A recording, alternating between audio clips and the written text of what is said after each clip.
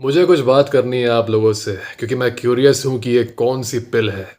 एक कहानी बताने जा रहा हूँ, कुछ इंसिडेंट्स हैं। 1-2 साल पहले न्यूज़पेपर में एक न्यूज़ आया था कि एक आदमी को डिलीट कर दिया गया है।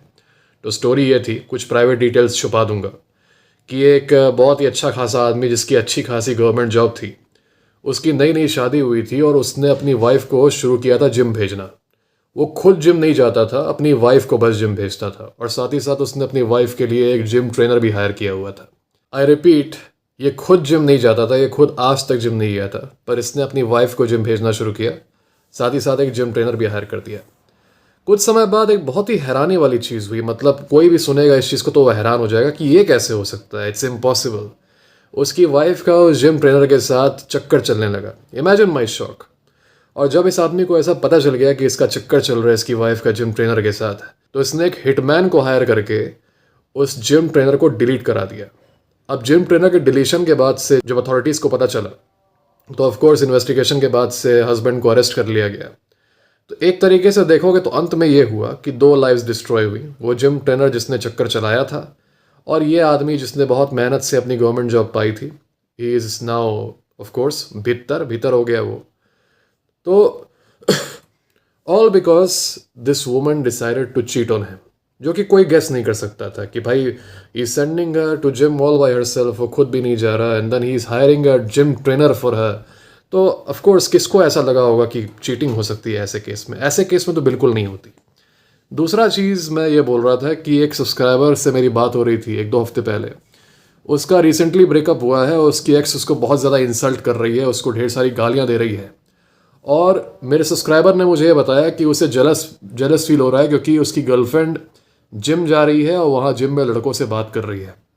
तो मैंने अपने सब्सक्राइबर से पूछा कि क्या तुम जिम जाते हो? तो बोला कि नहीं, मैं नहीं जाता। कभी गए हो? नहीं। तुम जिम नहीं जाते हो लेकिन तुम्हारी गर्लफ्रेंड जिम जाती है।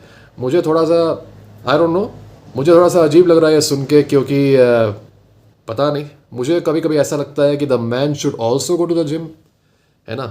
लड़की को तो जाना ही चाहिए, आदमी को भी जाना चाहिए। आदमी भी आजकल स्ट्रांग बन रहे हैं, आज आदमियों को भी आजकल हो सकता है थोड़ा सा मजबूती की ज़रूरत हो जाए, है ना। This is what I think. कभी कभी आदमियों को भी जिम चले जाना चाहिए। एक ऐसा यही केस नहीं है, ऐसे कई सारे केसेस हैं जिसमें मेरे subscribers, they are very very passionate about sending their girlfriends और वाइव्स टू द जिम, लेकिन खुद जिम नहीं जाते। ये उसके लिए जिम ट्रेनर ज़रूर हायर कर लेंगे, लेकिन ये खुद जिम नहीं जाते। पता नहीं कौन सा पिल है। याद है कि मेरे एक सब्सक्राइबर के जिम में, जैसा कि वो बता रहा था, एक महिला आती है, वो वर्कआउट करती है, उसका हस्बैंड भी साथ में आता है, लेकिन वो वर्कआउट नहीं करता उसके साथ। वो वहीं कोने में कहीं बेंच पे बैठ के बस उसे देखता रहता है, बस उसका वही काम है। शी इज़ गेटिंग फिट वाल ही रिमेन्स फैट। वो मोटा ही है, वो चब्बी टाइप का है, और बस वो आता है, उसकी वाइफ वर्कआउट करती है और ये बस देखता है उसे। कितना ब्यूटीफुल होता अगर तुम जिम जाते अपनी गर्लफ्रेंड के साथ, तुम उसे बताते कि कैसे वर्कआउट करना है, कैसे प्रॉपर फॉर्म है, how to hold the weights. कितना ब्यूटीफुल लगता है, couple training together. But instead of doing that, तुम बैठते हो घर पे और तुम पॉपकॉर्न खाते हो। मीनवाइल तुम अकेले भेजते हो अपनी वाइफ को, अपनी गर्लफ्रेंड को, to get train by someone else. हो सकता है कुछ नया मतलब चला हो, मुझे नहीं पता। I don't have any problem with it, it's your choice brother. पर मैं ये जानना चाहता हूँ कि ये कौन सा पिल है भाई।